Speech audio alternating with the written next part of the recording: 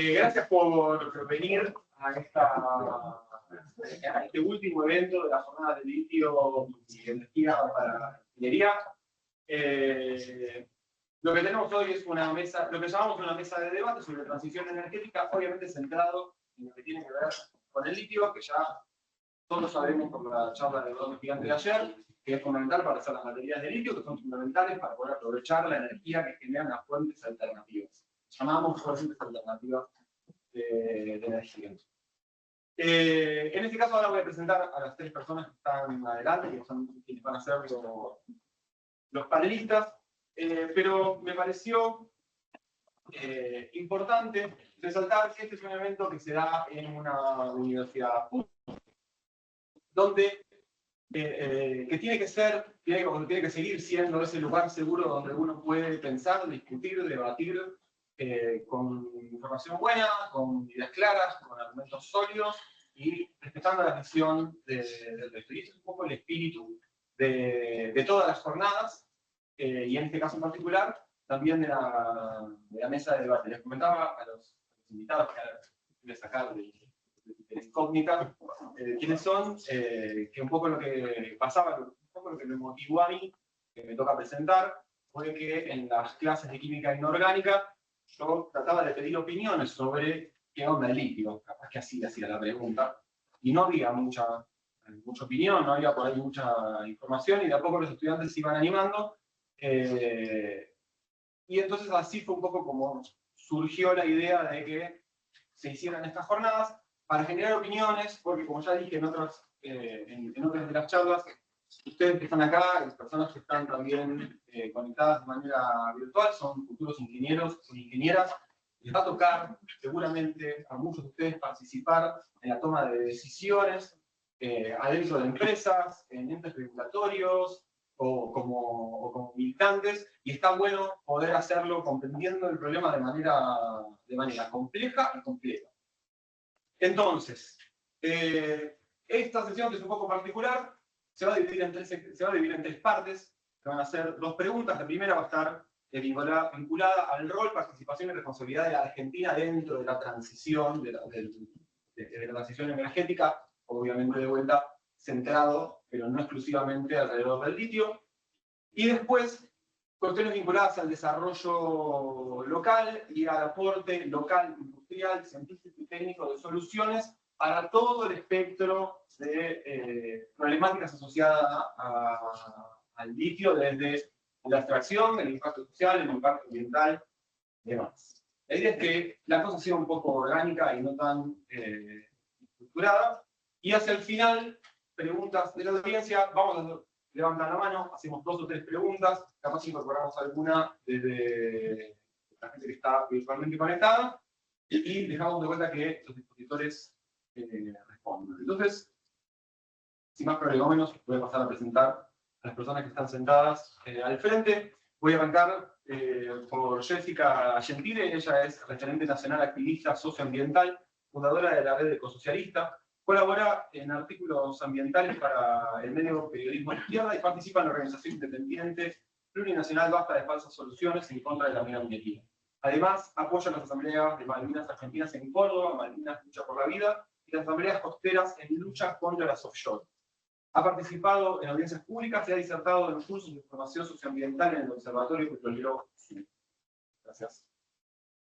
Lo tenemos a Nicolás Malinowski, es ingeniero electricista por la Universidad Nacional de Río Cuarto. Tiene formación de posgrado asociada a la gestión energética, lo que incluye una diplomatura en anticipación estratégica y gestión de riesgos de la Universidad de la Defensa Nacional, y magíster en gestión de la energía por la Universidad Nacional de Lanús. Actualmente es personal del Departamento de Ingeniería Eléctrica de Nuclear Argentina, que es la que gestiona las centrales nucleares de la Argentina. Es docente e investigador del Instituto de Estudios para el Desarrollo Productivo y la Innovación de la Universidad de José C. Paz y director del Observatorio de Energía, Ciencia y Tecnología. Finalmente, tenemos a Nadar Rahman, licenciado en Economía por la Universidad de Buenos Aires, con educación de posgrado en Economía y Desarrollo Industrial, con mención en PYMES por la Universidad General Sarmiento. Tiene experiencia como consultor en el sector privado y se ha desempeñado en el sector público como economista senior en economía minera dentro de la Secretaría de Minería, también fue director nacional de promoción y economía minera de la misma entidad, y actualmente es economista en jefe de la Cámara Argentina de Empresas Mineras. De la misma manera, como dije ayer con Eduardo Gigante, ellos también son influencers, con sus estilos y a sus maneras, pero están muy activos en las redes. Síganlos porque es muy interesante seguirlos a los tres para que quede como algo, para que la charla no termine cuando termine la charla. Y bueno, y ahora vamos a pasar directamente a la primera sección, para la cual me voy a sentar, porque va a ser difícil que me quede sentado. La primera sección, entonces, es un poco sobre rol, responsabilidad y participación de la Argentina en el cambio climático. Un poco de manera amplia, pero asociado al litio, cómo se inserta la Argentina, qué responsabilidad tiene en revertir los efectos del cambio climático, qué impacto puede tener, qué participación puede tener, qué consecuencias puede tener también de manera local. Los dejo que quiero arrancar. Si quieren, dale, yo les puedo dar mi perspectiva desde el punto de vista de economista. Yo me especializo en la cuestión minera, y lo que nosotros estamos viendo desde la Cámara, desde la cuestión productiva, siempre, por un lado, primero, antes que nada, quería decir de que cuando yo estaba en las facultades de Ciencias Económicas, yo organizaba también este tipo de charlas. Me parece que este tipo de eventos están muy buenos para discutir, que son muy formativos para lo que es la educación en la facultad, no solamente ir a clases, sino también participar de los debates, de las distintas instancias. Creo que enriquecen mucho para lo que es la formación, así que me alegra estar acá, que me han invitado. Me alegra estar del otro lado ahora de la organización. Y bueno, lo que les comentaba es esto de lo que nosotros vemos con la transición energética, es que la transición energética abre la oportunidad para el desarrollo de un sector que hasta ahora no había tenido la oportunidad, no había tenido las condiciones necesarias para desarrollarse y crecer, lo cual yo como economista, vinculado a la cuestión productiva, entiendo de que es algo positivo para el país, para la sociedad, para un país como Argentina, que tiene las dificultades de un país del tercer mundo, ¿sí? Con muchos problemas de su desarrollo económico, con la concentración en los grandes centros urbanos. Aproximadamente un tercio de la población argentina está concentrado en el área metropolitana de Argentina, y se da la casualidad de que todos estos sectores de litio, cobre, que todos son necesarios y fundamentales para el desarrollo, para lograr la transición energética, porque un auto eléctrico necesita varias veces más cobre que un auto convencional, porque necesita baterías de litio, que si bien es el 3% de la batería aproximadamente, es un insumo transversal y reemplazable en lo que es la producción de vehículos eléctricos. Esa necesidad global de más minerales abre la oportunidad, conjuga las necesidades locales de Argentina de producir más, de generar más oportunidades para los distintos grupos de población, y sobre todo en lugares que están alejados de las principales oportunidades del país. ¿Cuáles son las principales oportunidades que ofrece hoy el país? Están en el núcleo productivo, el centro del país, que es Córdoba, Santa Fe y Buenos Aires, que es donde se concentra al menos la mitad de la población del país, ¿sí? Mientras tenemos todo el resto del país con mucha menor densidad poblacional, ¿sí? Eso, bueno, lo que genera es situaciones de hacinamiento. Tenemos grandes ciudades con distintas dificultades, con gente que busca sus oportunidades y no muchas veces las encuentra. Entonces, creo que es una oportunidad para desarrollar y federalizar las oportunidades para la gente, las oportunidades laborales, vivir bien en sus lugares de orígenes, vivir bien en ciudades más moderadas a nivel de población. Así que eso me parece que es una gran oportunidad para el país. ¿Yo? Bueno, ¿cómo les va? Yo creo que estamos transitando una especie de policrisis, ¿sí? Multicrisis civilizatoria. No hay aspecto de la vida que no esté en colapso, ¿no? Si lo vemos en el aspecto sanitario, en el aspecto social, en el aspecto económico, político, económico, hasta de regímenes, y hace falta incluir también que hay elementos y fenómenos mundiales como la ultraderecha que no pueden estar exentos de este debate. Porque si no pasara nada, si éramos una etapa de stand-by, donde el correr de venir histórico transcurriera sin sobresaltos, sería una cosa. No, hay fenómenos que pasan en el mundo y que los tenemos que incorporar en el debate y politizar el debate en torno a que no es lo mismo lo que venía pasando en Argentina, en el mundo y los nuevos fenómenos que hay ahora. Digo esto porque creo que Argentina, América Latina, está atravesada por un fenómeno que trabaja en pinza, que es la crisis climática y el extractivismo.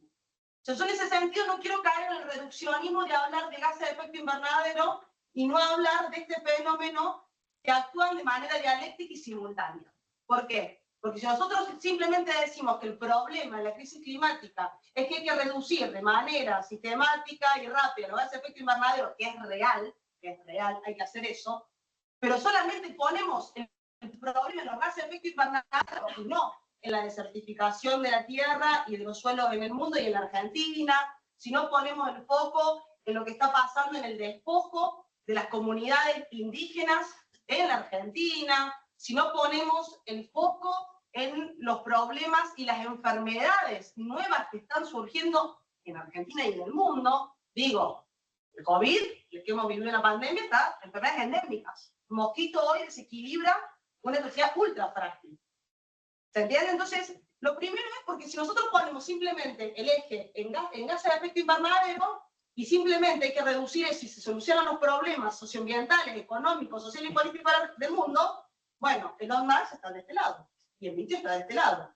Entonces, la minería de litio está de este lado conmigo, porque es una alternativa, pero es mucho más compleja. Por eso, primero no caer en ese reduccionismo. Es una trampa para mí, de un concepto que está en disputa. Porque hace un par de años atrás, cuando planteamos que hacía falta la transición energética, decíamos energías limpias, renovables, pero ahora el sistema utiliza nuestro concepto de transición energética para hacer negocios en torno a las energías limpias y renovables. Es un concepto que está en disputa y que no nos alcanza con decir transición energética. En la situación en la que estamos hoy, como civilización, tenemos que hablar de transición sistémica, porque no es un problema de energía nada más, aunque esté en colapso con la crisis climática. Es también agrario. ¿O qué vamos a hacer con la tierra? ¿De dónde nos alimentamos? Lo mismo a nivel sanitario. Es un elemento, no caer en el reduccionismo. Te dije que tenía que marcar los tiempos porque si no... Voy a seguir tranquilo. El segundo elemento que yo quiero tocar es el tema, y acá capaz que sí la polémica de la mesa, porque no soy ingeniera, ¿qué es el concepto tecnócrata que tiene el debate de transición energética? Porque parecía, y lo dijo recién el profe, bueno, ustedes como futuros ingenieros van a tener que tomar decisiones en torno a que... ¿Por qué son los tecnócratas, técnicos y científicos quienes tienen que tomar las decisiones? ¿No es excluyente ese parámetro? ¿No tenemos que discutir que la ciencia está bastante alejada de las comunidades? Que hoy es más cómodo estar con el paper, la computadora y hablar por Zoom y no ir al territorio a hablar, a tomarse mate, a discutir y a vivir lo que están viviendo las comunidades, no desde ahora, hace 20 años que existe la mega minería de litio en Argentina. Livent no llegó antes de ayer. Hay decenas de nuevos proyectos que quieren ahora con el RIGI ingresar en la Argentina para convertir nuevamente nuestro país en una nueva zona de sacrificio y saqueo. Pero digo, la ciencia, los tecnócratas, los ingenieros tienen que volver al territorio. Tenemos que volver a hacer un nexo de lo que están viviendo las comunidades que sufren los aparatos parapoliciales que muchas veces utiliza la mega minería, no muchas veces, que efectivamente utiliza, con también la fuerza de seguridad de la mano del Estado. Pero bueno, o sea, no puedo secretearla, digamos, ¿no? Eso es lo que pasa en la Argentina. Es lo que pasa en la Argentina, digamos. Sin ir más lejos, actualmente hay una audiencia pública muchísima en Cacatreu por un proyecto minero de Jacobacci y Río Negro que está militarizada. Una ciudad, un pueblo de 500 habitantes está militarizada porque la audiencia pública la tienen que hacer a espaldas de la gran comunidad que está en contra de los proyectos mineros de este país. Entonces, el problema técnico te da una solución técnica a problemas que son políticos. Porque en última instancia tenemos que preguntarnos, ¿quiénes son los que tienen que definir qué tipo de energía, o cuánta energía, o cómo se produce la energía, o para quién es la energía? ¿Es un debate técnico o es un debate político? En torno a los estudios de impacto ambiental de la mega minería de litio, ¿son problemas técnicos o los parámetros de esos estudios de impacto ambiental son profundamente políticos también? ¿Cómo se mide si contamina o no contamina? Bueno, son políticos esos criterios. Entonces, tenemos que no evadir, pero sí tratar de no ser excluyentes en el debate en torno a que la salida a la transición energética no es un problema técnico, sino un problema profundamente político. Por eso también las corporaciones tienen lazos orgánicos con el poder. ¿O ustedes creen que la mega minería, el fracking, las offshore en Argentina se instalan con todas las garantías legales y jurídicas por un debate técnico resuelto? No, es porque tienen lazos orgánicos con el poder. Todos tenemos la foto del fotógrafo en Chubut, donde la minera le estaba mandando un mensaje al legislador para que modifique el proyecto de zonificación minera al servicio de lo que necesitaba la mega minería de Chubut.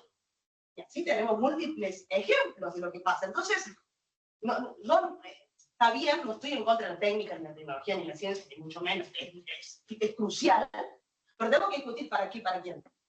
Y tenemos que discutir que no esté tan alejada de las comunidades, que necesitamos ese lazo orgánico entre técnicos y científicos al servicio de las necesidades que tiene la población y no simplemente al servicio de las necesidades que tienen algunas empresas que por lo general priorizan la ganancia privada por encima del territorio soberano.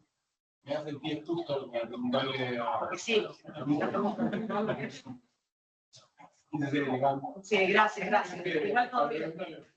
Para preguntarle a Nico, justo ayer Eduardo mencionaba, y a colación de lo que dice Jessica Sopo, el tema del RIGI, él en su opinión, por lo menos, lo referido al litio y a la minería, él decía que el RIGI cree que no va a ser un cambio muy crucial respecto de la inversión en proyectos mineros, pero si por ahí hay algún otro sector energético que pueda llegar a verse beneficiado o verse o perjudicado incluso por este nuevo régimen que está ahora, es lo que existe ahora. Bueno, primero buenas tardes, gracias Nau y a los compañeros del panel y a todo el público presente, tanto virtual como presencial. Yo, antes de contestarte eso, quería decir vos preguntaste en la clase qué era el litio o qué entendían por litio y nadie contestó. Creo que tenías que preguntar quién es Elon Musk y ahí donde decían que tiene interés en el litio y ahí empezaron a ver, digamos, ahí está, para que todos lo conocen. No, bueno, yo creo que el RIGI, a lo mejor diciendo un poco ahí con Eduardo, sí cambia, o sea, creo que cambia el paradigma de lo que es, de lo que va a ser la economía y la dinámica argentina y el modelo productivo en el país, y creo que sienta en la base de una nueva etapa extractivista para el país, producto de que se extiende cualquier, o sea, no sé, acá todos conocen que es el RIGI. Sí, no. ¿Sí o no? No. ¿No? ¿Quién dijo sí? Levante la mano. No, pero a ver, algún estudiante que diga que es el RIGI, o que sean las siglas. Régimen de inversiones y incentivos. Incentivos. Bueno, bien. Ese es el RIGI es el capítulo de régimen de incentivo de grandes inversiones de una ley mucho más amplia que tuvo un debate de casi 8 meses en el país, de la ley Ómnibus, que todos deben haber escuchado mediáticamente. El capítulo, creo que es está en la hoja ya, el número 700, el capítulo 7 gracias, porque tiene muchos capítulos de esa ley Ómnibus, que terminó siendo la ley de base. Entre sus artículos tiene lo que es el RIGI, que justamente plantea eso, un nuevo régimen en el país de incentivos para grandes inversiones. ¿Qué significa, digamos, ese régimen, digamos, para el país? Primero le plantea seguridad jurídica, porque con organismos internacionales o jurisdicciones internacionales, y después exenciones impositivas que por los primeros 4 años las empresas que hagan inversiones, que son, la ley decía los 200.000 millones de dólares, y creo que la reglamentación que se hizo el viernes pasado, si no me equivoco la fecha, lo llevaron a 600.000. plantea que los primeros 4 años tiene que quedar algo de esas divisas que se obtengan, digamos, a través de la explotación. O sea, uno entiende que entre las inversiones que van a venir asociadas a ese tipo de régimen van a ser la de explotación de recursos energéticos o mineros. Y lo que plantea justamente el RIGI, los primeros 4 años sí les exige, digamos, a las inversiones, los capitales que vengan, las empresas, dejar algún tipo de porcentaje, digamos, de la inversión, que a partir del 4.º año la empresa que venga e invierta se puede llevar tranquilamente, o sea, se lleva si hablamos, por ejemplo, de Vaca Muerta, se lleva el gas, si hablamos del litio, se lleva el litio, lo vende y las divisas quedan fuera del país. Entonces, eso por un lado, por eso uno dice es un modelo totalmente diferente. Después plantea, si estamos hablando de la cuestión tecnológica, de desarrollo de pymes, y desarrollo de proveedores locales y demás, no lo deja muy claramente porque dice el 20% de la inversión se destina a desarrollo de proveedores locales, pero siempre y cuando el proveedor local pueda tener competitividad y tiempos, digamos, rápidos para responder a las demandas de las empresas. Entonces ahí claramente, como deja un pero, ese pero se puede utilizar, dice, bueno, esta empresa no cumple con los tiempos que necesita la inversión, entonces pueden traer la importación desde afuera. Después, bueno, también le da el régimen de libre importación y demás, especiales para la empresa. Entonces, cuando uno analiza, digamos, esa normativa, ¿sí? ¿Lo dije antes?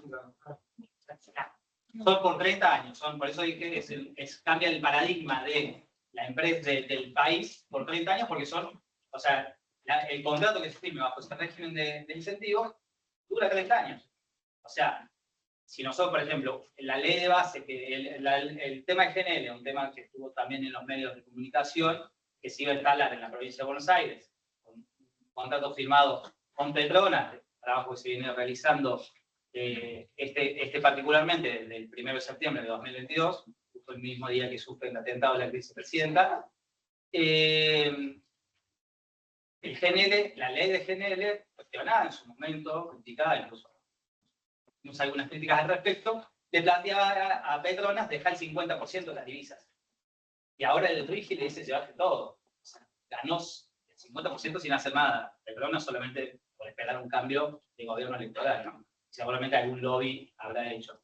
Pero bueno, cuando vemos, digamos, ese tipo de régimen, cómo se mezcla con la energía y con los modelos productivos en el país, uno dice, ¿quién nos beneficia a los argentinos, ¿no? O sea, recién escuchábamos, bueno, la cuestión minera, la cuestión más ecologista que planteaba acá la compañera, socioambiental, y en eso, digamos, si nosotros digamos, como ustedes, futuros profesionales, ¿cuál es el rol del ingeniero en eso? ¿El rol de la ingeniera o el rol de los futuros profesionales cuando los sectores productivos van a estar totalmente diezmados? O sea, si uno hoy, digamos, busca, o sea, todo entramado PYME está totalmente, o sea, nosotros vemos los índices del INDEC, que es algo que les invito a leer, para que, o sea, nosotros, ingenieros tecnólogos, vamos a trabajar en proyectos vinculados a la industria, seguramente. Hoy tenemos una capacidad ociosa del 45% de capacidad instalada en la industria. Y este tipo de modelos profundiza eso, digamos. Hay una caída industrial del 19%, digamos, interanual del último mes con respecto al mes del año pasado, ¿no? Entonces, son preguntas que nos tenemos que hacer de qué sirven estos modelos económicos y qué beneficio tiene para el país. O sea, si uno se pone a leer la normativa, bueno, tiene algunas cuestiones legales, entonces a veces pasa que son muchas hojas, no lo entendemos porque son leyes y demás, pero bueno, uno tiene que hacer el esfuerzo, estos espacios de debate son para eso, y discutirlos. Yo creo que habría que hasta hacer un debate, les invito a que ustedes lo sigan debatiendo, en qué beneficia, digamos, el RIGI a los futuros ingenieros, digamos, o a los futuros profesionales, no solo de las tecnológicas, sino de todas las universidades, sector que también está siendo muy atacado últimamente por falta de presupuesto. ¿Y qué se vincula? Porque el RIGI en sí no es una medida aislada de un gobierno, en este caso anarcocapitalista, se define así por el presidente Javier Milei, que podemos estar o no de acuerdo, digamos, con su política, pero el RIGI, digamos, viene a posicionar a Argentina como un proveedor en la transición energética global que se está viviendo, que hay debates de qué transiciones hacer, se están dando en el mundo. La que prima claramente es una transición energética corporativa, los grandes capitales del sector tecnológico, del sector energético, están llevando, digamos, adelante, digamos, la iniciativa de transformar el paradigma de cómo se genera la energía. No se está discutiendo el consumo energético global o las formas de producción, digamos, porque acá también el sistema energético viene asociado a un sistema productivo. Y eso no está en discusión, sino que está en discusión qué tipo de energía consumimos, pero como un nuevo nicho de expansión de los sistemas capitalistas, si se quiere, algunos lo definen así, que esto empieza, si hacemos un poquito de historia, en el 2008 empieza un gran salto. Nosotros antes del 2008 discutíamos la diversificación de las matrices energéticas, no hablábamos tanto de la y ahí, tras la crisis, en el 2008 hay una gran crisis global, económica, similar a la del año 30, digamos, de Lehman Brothers, donde ahí ciertos capitales empiezan a traccionar, digamos, la transición energética y empieza a ser un nicho de expansión nuevamente de un rejuvenecimiento del capitalismo, denominan algunos, donde se empieza a desarrollar esta cuestión tecnológica de energías limpias, principalmente de energías limpias se les llama las que no emiten gases de efecto invernadero, ¿no? No quieren decir que no tengan impacto ambiental. Y hablamos, en ese caso, de la eólica y la solar principalmente. En ese punto, me interesaría preguntar también a Nada, porque la minería, o sea, hay un cambio de paradigma en qué tipo de recurso natural va a ser el más intensivo a la hora de usar energía, y estamos pasando un poco de los combustibles fósiles al uso de metales. El uso de metales va a ser un poco más intensivo. ¿Querés acotar algo? Sí, que déjame cerrar la idea, porque yo me fui a la transición energética y quedó Leticia ahí dando vuelta. Bueno, la transición energética, yo justamente lo veía en un artículo que trabajaba, yo lo estoy visualizando como compañeros y compañeras, como una nueva, o sea, hay una mirada que es la nueva división internacional, como fue la división internacional del trabajo, donde la industria estaba desarrollada primero en Inglaterra, después se trasladó a Estados Unidos, después se trasladó a China, y había, o sea, estaban los países desarrollados con la industria y los países de la semiperiferia o de la periferia con vía de desarrollo, como los de América Latina o África. Y había un rol que nosotros teníamos que cumplir en esa división internacional de trabajo. Y para la cuestión de la transición energética, yo creo que se está dando algo similar, donde el desarrollo tecnológico y el uso y goce de esa transición energética quede en el norte global o en los países desarrollados, y el rol de Argentina y de América Latina y de África, porque son los dos continentes con los mayores recursos naturales, sean meramente proveedores de materias primas. Y el RIGI viene a hacer ese andamiaje jurídico que le da mi ley a estas empresas para la extracción de litio, la extracción de minerales, tierra rara, oro, plata, cobre, o hidrocarburos como gas de vaca muerta o el petróleo de vaca muerta, o incluso el hidrógeno verde. Es una forma de extractivismo, porque vos llenás de molinos la Patagonia, porque la Patagonia tiene los mejores vientos del mundo en términos de recursos renovables de viento, y el hidrógeno verde lo generas y se llevan. Entonces es una forma de tranquilización del recurso viento en este caso, y si no con paneles solares. Así que bueno, era para... Y a eso viene otra cosa más, que vos lo mencionaste, el tema de la militarización de los territorios. Esto para que lo tengamos en cuenta y después lo seguimos en el debate, pero el día que se da la aprobación de la ley de base en el Senado, fue con represión, digamos, en la Plaza del Congreso, en la calle, día posterior se aprueba la resolución 499, si no me equivoco el número, del Ministerio de Seguridad de Patricia Bullrich, donde habilita al Ministerio a crear patrullas de seguridad o crear bases, digamos, del Ministerio de Seguridad en las zonas donde se encuentran los recursos naturales, en las unidades de producción, donde en su artículo 1 plantea para salvaguardar los recursos naturales ante conflictos sociales, ¿no? Entonces, vemos cómo se pone al servicio, digamos, el Estado en este caso, o las fuerzas estatales, a las corporaciones, en este caso, que exploten ese recurso. Ya con eso se arregla. Perdón que me estén diciendo. No, perfecto. Digamos, volviendo, pero también tomando un supuesto, porque digamos, los metales van a ser un poco la estrella, o por no se proyecta que vayan a ser un poco la estrella de la nueva matriz energética.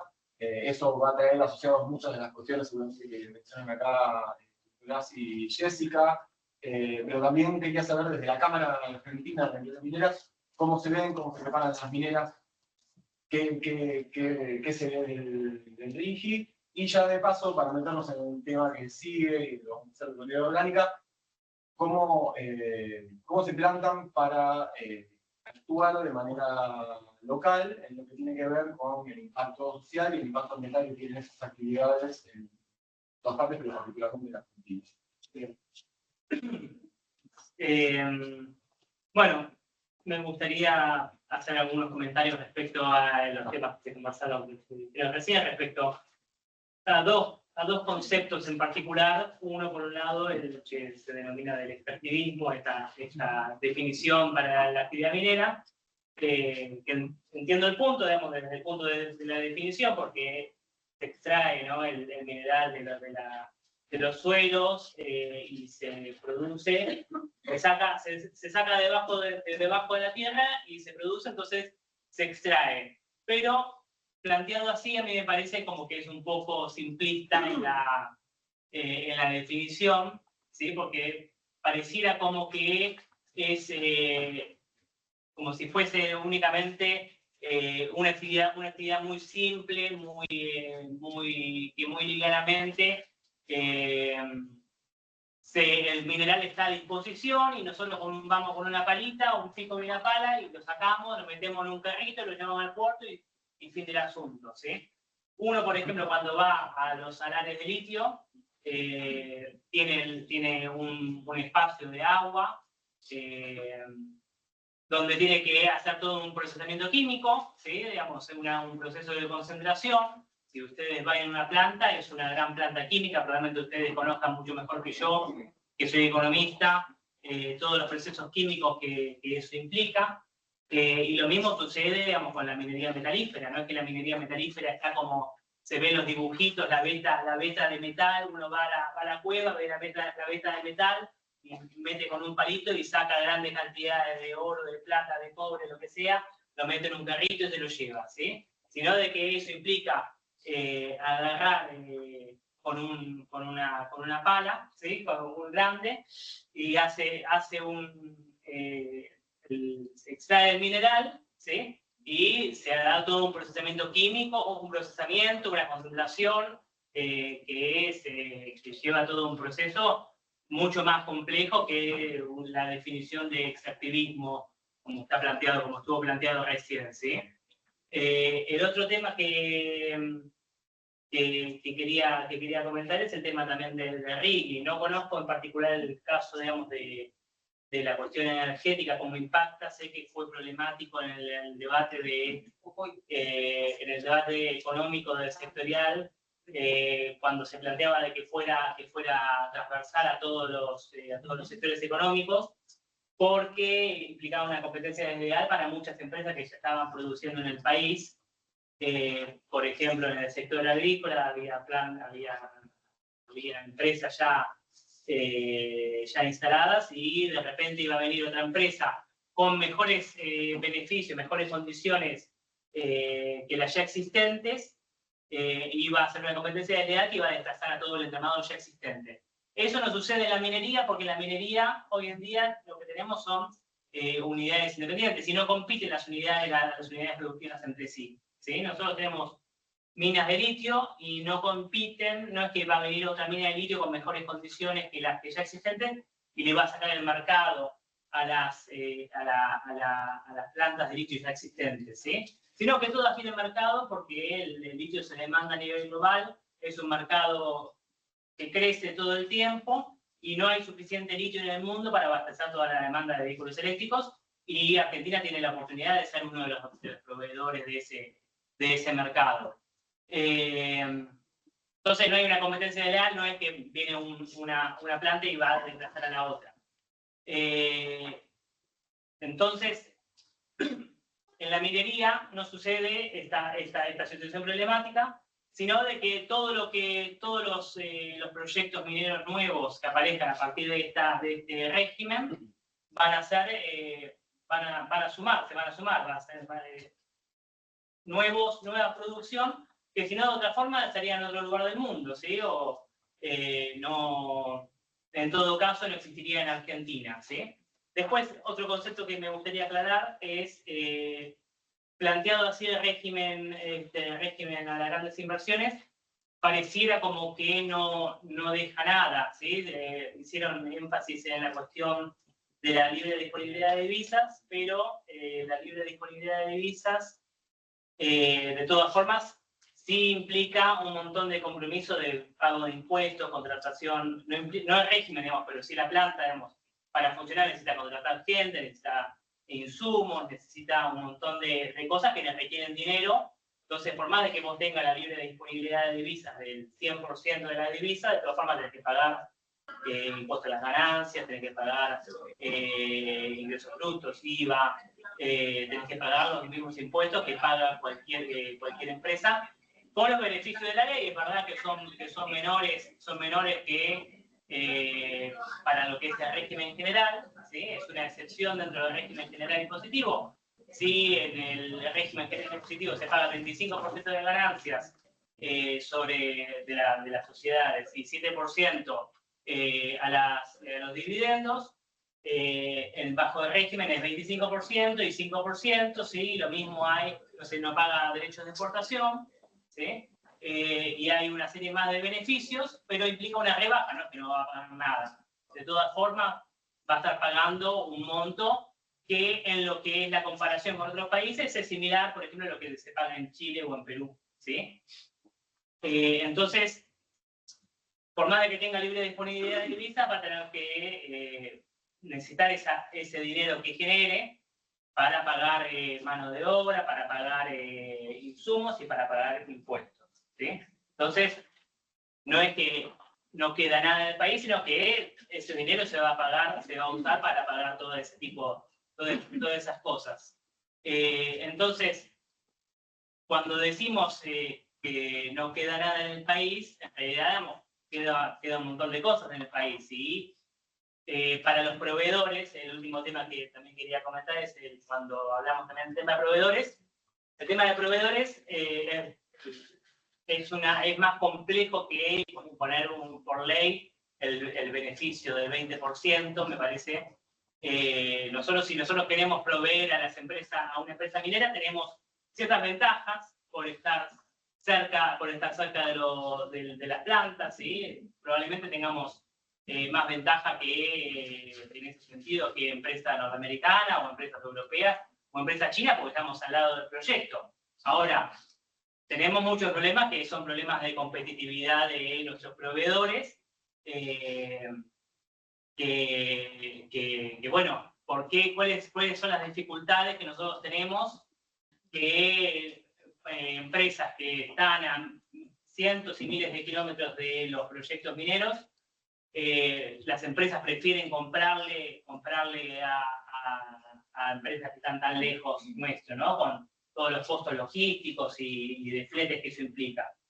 Entonces, me parece que el enfoque ahí no es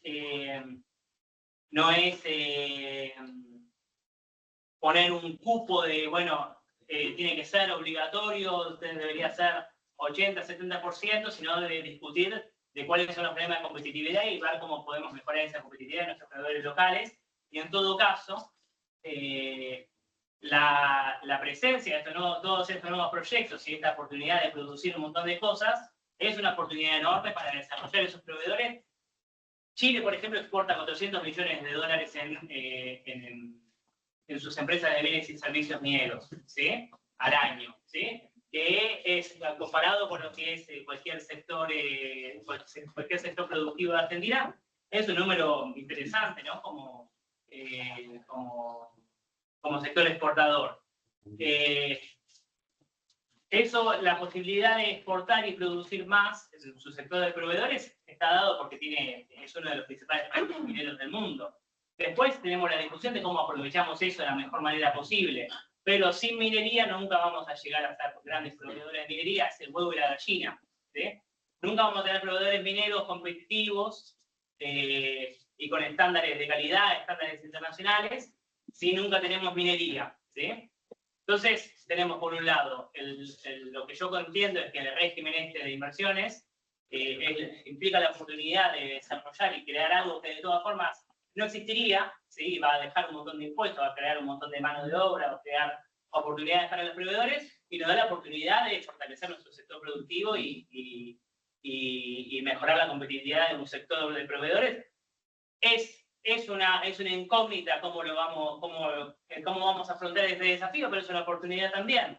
Y si negamos esa oportunidad, nos vamos a perder el tren de la oportunidad de la transición energética global, que nos permite la oportunidad de tener más mano de obra, más recaudación de impuestos, más proveedores y más actividad económica, lejos de los principales centros urbanos del país. ¿Cómo se ve todo esto desde el territorio? Vos que mencionaste el territorio. Sí, yo creo que miente en todo lo que dice, digamos. Es así, literal, no porque está en riesgo, o sea, a ver, muchas cosas. No hay forma de decir que la minera trae progreso y desarrollo de oportunidades a este país. Si no, cuéntenme una sola provincia minera en Argentina que tenga minería de hace 20 años y que sea rica. San Juan, crisis hídrica, pobreza, 5 ríos contaminados por barricón, 5 ríos contaminados, impunidad que todavía no fue juicio. Vamos a Catamarca, La Lumbrera, una de las provincias más pobres, con los mayores niveles de desocupación, pobreza y malnutrición en la infancia. Vamos a Jujuy, con Gerardo Morales, la meca del litio, también luchas docentes estatales del año pasado. ¿Por qué? Porque cobran salarios de hambre y de miseria. Todas las provincias mineras coinciden con los mismos mapas de la pobreza en Argentina. ¿Por qué? Porque hubo un código minero, que esto se profundiza con lo que decía recién mi compañero con el RIGI, pero el código minero de los 90 que le firmó Menem lo hizo. Voy a ver en esta nueva remake de los 90 gente que reivindica Menem, sí, las mineras fundamentalmente, porque les armaron un código al servicio de poder llevarse absolutamente todos nuestros bienes comunes, que se le dice exportación, pero es contrabando. Porque que vos hagas la resolución o tu declaración jurada en tu casa matriz, eso es contrabando, muchachos. Que paguen menos del 3%, eso es contrabando. Y está legalizado en Argentina, porque las mineras hacen eso. Hace un año y medio atrás, hablo del Laiven porque es de litio. Podría hablar de las de oro, las de plata y las múltiples en Argentina. Hablo de una de litio nada más. Subfacturó un hecho de corrupción gravísimo. Estaba el litio a $56 el kilo y los años lo pagaban a $6 nada más. Decían que no utilizaban agua dulce, secaron el río Trapiche de Catamarca. Secaron la cuenca del río Trapiche de agua dulce de Catamarca, Laiven, que ahora se unió y se fusionó con otra minera, porque funcionan como monopolio y se dividen el territorio. Eso es la única verdad que dijo recién el señor de la Cámara de Minería. Seco, y quedó impune. O sea, secar el agua es un bien que está en disputa, que es vital, que no se puede vivir sin agua. En Argentina ya se está padeciendo porque más de 8 millones de personas no tienen acceso al agua potable, y hay corporaciones en este país que tienen la impunidad de secar un río entero para negocios mineros que no dejan más que, porque sí dejan algo en el país, que es el pasivo ambiental, que es la destrucción de las economías regionales, porque si no vayamos a ver los múltiples esquemas extractivistas, qué pasa con las economías regionales, familiares que tienen, porque no son desiertos, no es que no hay nada donde están las mineras. Hay gente, hay fauna, hay flora, hay historia, hay territorios ancestrales que dicen no tienen licencia de asociación. ¿Fuiste a San Juan? Por supuesto. Hachal, 5 ríos contaminados. Fueron parte de abrazos a San Juan. ¿Hablaste con la gente de San Juan? Por supuesto que hablé con la gente de San Juan. Bueno, yo también estuve en San Juan. En San Juan a mí lo que me llamó la atención es todo el mundo. ¿Cómo? ¿La elección decís vos? ¿Vos decís que hay elección a la mega minería? A mí lo que me llama la atención es la gente, cuando uno habla con la gente en San Juan, la gente que dice, sí, yo tengo mi tío que trabaja en una minera y tiene, no sé, tiene muchos hijos, por ejemplo, ¿sí? Porque trabaja en una minera, entonces lo puede mandar. Pero escuchán, porque no te dejas hablar recién, no te dan la idea. Porque así como hay en San Juan y algunas comunidades que pueden dar a decir que existen un Chubut, una Pueblada, y donde tenemos más de 26 activistas procesados por defender el agua, donde ahí le dijeron no a la zonificación minera. Y no, fue no. Hace 20 años que no se puede usar cianuro en Chubut, no. porque la mega minería quiera o no quiera, sino porque el pueblo se plantó de mano, digamos. En Mendoza hubo una pueblada, se llama 7722, en defensa del agua, en el 2019. Y en Jujuy hubo una pueblada contra la reforma constitucional que quisieron hacer entre gallo y medianoche a espaldas de la comunidad y de los pueblos, donde prohibieron el derecho a la protesta social para... Entonces, cuando hablamos de la resolución 499, no es nueva la resolución 499. Lamentablemente, hay sectores que le cumplieron el sueño de Milei a Macri cuando unificaron los comandos ya en la Patagonia para desalojar a comunidades, como pasó con las 4 hermanas mapuche presas para desalojarlas al servicio también del extractivismo. Entonces, para mí es importante saber qué es todo esto. ¿Qué historia?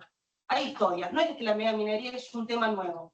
Nos dijeron en el 96 que el agronegocio venía a resolver los problemas del hambre en el mundo.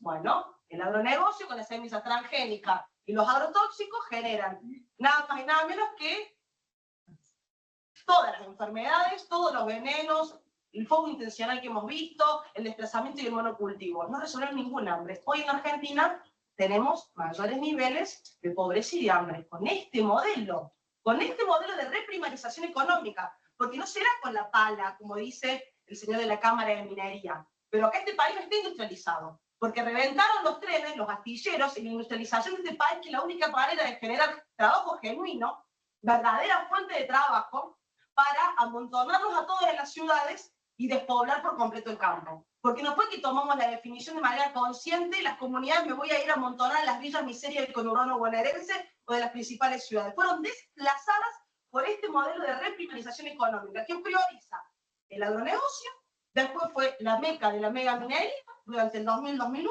después nos vendieron que el progreso venía de la mano de Vaca Muerta, el fracking, el oleoducto, el gasoducto y toda la joya de la abuela, y ahora nos dicen que el mito para la salvación de este país es el litio. Yo me pregunto, ¿es el litio? ¿Es seguir reprimiendo la economía? ¿Es con más RIGI? Que el RIGI es un salto superior allá el código minero que favorecía de manera zarpada a las megamineras, porque son beneficios aduaneros, tributarios, financieros. Es decir, es regalo. Sobre la base de la precarización laboral de los trabajadores, entonces Argentina es amigable para las corporaciones extractivas. Pero porque existe un Estado que permite que darle legalidad, a pesar de que las poblaciones dicen que no quieren o no tienen licencia social para estos proyectos. Entonces, que seamos un país semicolonial, reprimarizado económicamente, que genera desocupación, pobreza, hambre y miseria, y no fuentes de trabajo genuina, y no no es un devenir histórico. Son definiciones políticas. Todos los gobiernos, y acá, en ese sentido, tener especial con el también, digamos, han optado por este modelo de reprimarización económica. Han optado por Monsanto, han optado por Cargill, han optado por las corporaciones extractivas. Bueno, hay un plan B. Industrialicemos. ¿Por qué no optamos por el ferrocarril? Generar más de 1 millón de puestos de trabajo, reconstruir la vía férrea. Es ecológico, es más económico. Terminaríamos con el genocidio vial que son las rutas, terminamos con el negocio redondo de algunos sectores de camioneros, volvamos con la reconstrucción de los astilleros. Para tener nuestra propia flota, recuperemos la hidrovía, la mal llamada hidrovía, recuperemos el río Paraná. Bueno, pero no somos noticia por eso. Somos noticia porque hay una ecuación perversa en este país, que es que mientras más extractivismo tenés, logras más exportación, esas exportaciones son más divisas y esas divisas van a traer progreso. Y la realidad, la ecuación es perversa, porque mientras más se extraen, más divisas entran, más se las fugan y más pobres somos. Porque que acá me levante la mano y me diga que se levantó más rico que allá. O que está mejor y menos enfermo y menos cansado y más feliz que el año pasado. Esa es la realidad. Entonces, modelo, por eso soy activista socioambiental, no activista solamente ambiental. O sea, los problemas que tenemos, de las enfermedades que tenemos en la Argentina, de los graves problemas en la salud que tenemos en el país, los problemas económicos que tenemos en el país, los modelos educativos que tenemos en el país, tienen una lógica económica reprimarizada que la moldean las corporaciones ligadas a la megaminería y hoy al petróleo, a la energía, que son el nuevo boom que nos quieren vender como el nuevo mito salvador del país. Tomando... No dije nada del otro. Tomando que reforma un montón de cosas. No, si vos querés arrancar con la ley. O sea, me parece, o sea, está bueno el debate. Está bueno el debate. Y me parece también, yo voy a hacer parte del público. A ver, ¿quién sabe lo que es el extractivismo? O sea, cuando hablamos de extractivismo, me parece que ahí, a ver acá. Sí, como de todo en general. Extractivismo. Sí, es un modelo económico centrado en la producción de trabajos, principalmente mineros, para empresas que suelen ser transnacionales o multinacionales y que se asientan en países que tienen recursos naturales. En general son fuera de los núcleos de poder, no suelen ser en Estados Unidos, no suelen ser en Europa continental, suelen ser en África, suelen ser en América del Sur, y bueno, así se produce una economía local centrada en la explotación minera. Se crea trabajo, sí, es verdad, para conseguir los recursos.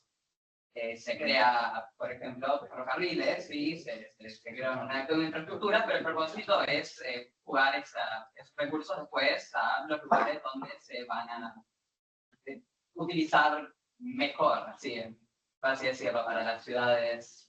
¿Alguien tiene alguna otra idea de extractivismo? No lo limitaría más en la mega minería. O sea, nosotros nos hemos desarrollado sobre la base del agronegocio, que también aprovecha de los suelos, agua, del aire, de los bienes comunes, sin dejar casi, sin derramar nada, ¿verdad? Bien. Yo les voy a compartir algo que escribí, que es un artículo que va a salir en estos días. Dice: la industria extractiva, como la minería, los carburos, entre otras, el trabajo consiste meramente en la superación de los obstáculos requeridos por la captura y apropiación de los productos en bruto o primarios, es decir, no se elabora ninguna materia prima para la nación. No hay valor, no hay valor en origen, lo que diríamos más popularmente, digamos. Y creo que cuando discutimos si el extractivismo no, o sea, para todo lo que estamos acá, digamos, o sea, la minería está en esta silla, en este termo. La energía que estamos consumiendo viene de la explotación de hidrocarburos o de la explotación de nuestros ríos con la generación hidroeléctrica o con la explotación, o sea, decimos, dejemos consumir combustibles fósiles y vamos a hacer todos paneles solares, molinos, tenemos que explotar minería para las palas de los aerogeneradores y la cuestión fotovoltaica. Por eso yo planteaba que es una cuestión más compleja en términos de sistemas de producción. Y yo creo que cuando discutimos de modelos, y ahí sí creo que en eso, digamos, el RIGI plantea un modelo económico en Argentina, que es de corte extractivista, no porque no haya que hacer minería. O sea, yo no estoy en contra de la minería, ni nada por el estilo, pero sí discutamos la riqueza que se genera y se trae ahí, porque nosotros podemos tener hoy números actuales de Argentina. O sea, ¿alguien sabe cuál fue el problema de Argentina en la energía en los últimos 10, 15 años? Problema en términos de divisas de Argentina, por el sector energético.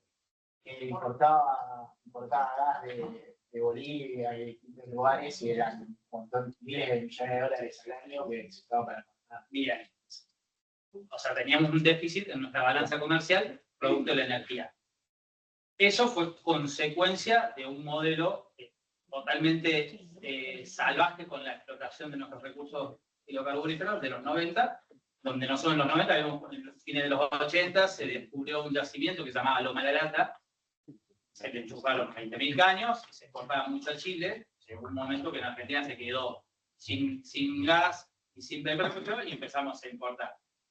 A su vez eso acompañado de las reformas estructurales que tuvo, como son el RIGI, en su momento, el año 92, se reforma todo el sistema energético argentino. De hecho, YPF, que era una empresa social del Estado, en el 92 pasa a ser sociedad anónima y se empieza a descapitalizar y a vender. Recién en el 97 se termina de culminar su privatización, que pasa a ser Repsol.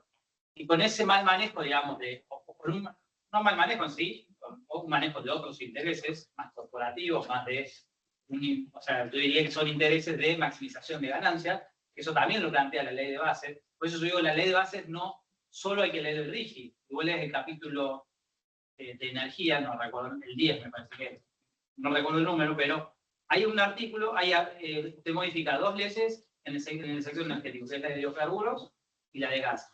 En la parte de hidrocarburos te plantea, la explotación de hidrocarburos deja de ser para el autoabastecimiento nacional y después la exportación del excedente, sino que lo reemplaza por una palabra que dice maximización de ganancias de las empresas. Directamente, lo dice, o sea, yo los invito a buscarlo, Por ahí con una lupa, lamentablemente, es un trabajo de investigación que hay que hacer y entender, digamos, esas dinámicas. Por eso hay que asociarlo a los modelos. Y esto que decía de la cuestión energética, nosotros en el 2011, producto de esas decisiones de la década del 90 y de entregar todo el patrimonio nacional, que fueron la YPF, fue Aerolínea Argentina, fue Agua y Energía, toda la capacidad de infraestructura que tenía el país fue entregada y vendida, mal vendida, digamos, y pasamos a una planificación básicamente corporativa de negocios. Y en el 2011 eso trajo el problema de la falta de energía. Eso lo arrastramos hasta este año, 2012, se toma esto, este año dejamos de tener ese problema de déficit energético a raíz de una decisión estratégica del 2012 de recuperar YPF, y ahí se empieza con el aprendizaje y la explotación de vaca muerta. Podemos discutir o no el modelo de explotación de vaca muerta, porque vos tenés la segunda reserva de gas del mundo ahí, y Añelo, que es la localidad más cercana a Vaca Muerta, no tiene gas natural, hay zonas de barrio que no tienen gas natural. Son las contradicciones que tenemos dentro del país, es donde tenemos que ver cómo resolverlo. Entonces, ¿a dónde iba con esto? Digamos, o sea, cuando discutimos qué modelos de producción o explotación en torno al sector minero, al sector energético, hoy, por ejemplo, ya dejamos de tener ese déficit energético en términos de divisa que decía acá el compañero. Ya este año tenemos 2.900 millones de dólares en superávit, producto de que dejamos de importar el gas por barco, a raíz de que se construyó el gasoducto presidente Néstor Kirchner, que conecta Vaca Muerta con los centros urbanos de Buenos Aires. El que no conoce es un gasoducto que se inauguró el año pasado, conecta Vaca Muerta desde Vaca Muerta con Saliqueló en la provincia de Buenos Aires, y de ahí se conecta al sistema de gasoductos nacionales, y eso produjo, digamos, evitamos de importar gas por barco, que encima, a raíz de la crisis, del conflicto entre Rusia y Ucrania, los precios del gas se fueron por las nubes. Por eso el conflicto de divisas que hubo en el país en el año 22, principalmente, sumado después al conflicto de la sequía. Y entonces, a lo que iba es, nosotros tenemos 2.900 millones de dólares de superávit, y el Estado Nacional sacó el 40% del subsidio de la energía. Y después, supongo que todo el mundo está sufriendo hoy cómo pagar las facturas, cómo acceder a la energía, o lo van a empezar a sufrir. Entonces, por un lado tenemos la riqueza energética, por otro lado las riquezas mineras, y no estamos discutiendo qué se hace con esa riqueza. Y creo que ahí es donde tenemos que pensarnos, o sea, si queremos reactivar Astillero, Río Santiago, necesitamos hierro para construir los barcos, digamos. O sea, necesitamos, y eso ahí va a haber minería que explotar. ¿Qué modelo minero planteamos en el país? Yo creo que el debate de minería sí, minería no, es totalmente, deja fuera de todo tipo de discusión. Creo que sí tenemos que repensar, y si la resolución es no, bueno, veamos qué hacemos. O sea, nosotros tenemos una población, el 50% de la Argentina vive bajo la línea de pobreza. Hay, no sé, 1 millón de niños, el niño de UNICEF, que se va a dormir sin comer. Entonces, creo que el debate tiene que ser, y el pensar, digamos, y utilizar o analizar, digamos, la dinámica de la transición energética global que se está dando, y ver si nosotros como Argentina podemos tener una oportunidad, digamos, en eso, pero cómo entramos a esa oportunidad. Y tampoco es con Argentina solo, creo que es un debate regional, porque va a haber una militarización de los territorios, y no en términos de Argentina. O sea, Argentina está puesta por el RIGI como una cuestión de remate. Pero Argentina, Milei también planteó que Argentina sea el cuarto polo de inteligencia artificial. ¿Qué significa eso? Instalar toda la infraestructura digital que se está planteando a nivel mundial, en la Patagonia. Los invito a escucharlo con Fantino en la hora 30, me parece que es, 2 horas de entrevista, entre una hora y 1 minuto, 1 hora y 1:20, habla Milei sobre el GNL y sobre la inteligencia artificial. Y plantea el cuarto polo. ¿Por qué el cuarto polo? El primero es China, el segundo Estados Unidos, el tercero Europa y el cuarto Argentina. ¿Y por qué plantea y lo pone a disposición de intereses corporativos como el de Elon Musk, que claramente está detrás de esto? Porque dice, la Patagonia tiene fríos, buenas temperaturas para los servidores, que acá son todos técnicos, saben que eso calienta, necesita refrigeración, por eso se consume mucha energía. Y después tiene el gas barato de vaca muerta para generación de energía eléctrica, y si lo venden como que consume energía verde, porque ahora también Google, Amazon, Huawei, si nos vamos del otro lado del mundo, plantean cuál es la trazabilidad o la huella de carbono, mejor dicho, entonces te dicen, Google va a disminuir la huella de carbono por cuánto, porque si uno mira cuánto consumimos en términos de mandar un correo electrónico, huella de carbono, estamos mandados. Porque te viene en el mail, no imprimimos más para salvar, pero lo que nos cuesta en términos, o sea, los servidores a nivel, ¿alguien sabe cuánto consumen los servidores? La infraestructura digital, en términos energéticos. Nadie muchísimo. Es como el tercer país en términos de consumo. O sea, es un montón de energía. Entonces, cuando se plantea la energía verde, la transición hacia energías verdes, no quiere decir que no estamos incluyendo el planeta. Entonces, ahí por eso hay que pensar, y nosotros decir, bueno, cuáles son las soluciones que vamos a tener en Argentina, pero con inclusión social, con generación de trabajo, y poniendo a disposición los recursos naturales para justamente generar mayores saldos socioeconómicos que permitan, o sea, que eso genere una industrialización en serio del país y genere ciclos virtuosos. Y hay casos de éxito, hay modelos que tenemos. Acá hay gente que trabaja en el sector nuclear, yo también trabajo hace 10 años en el sector nuclear. Y entonces yo creo que el debate no es minería sí, no, minería sí o minería no, petróleo sí, petróleo no. Si hablamos de movilidad eléctrica, nomás nosotros en Argentina tenemos un parque automotor de 15 millones de autos.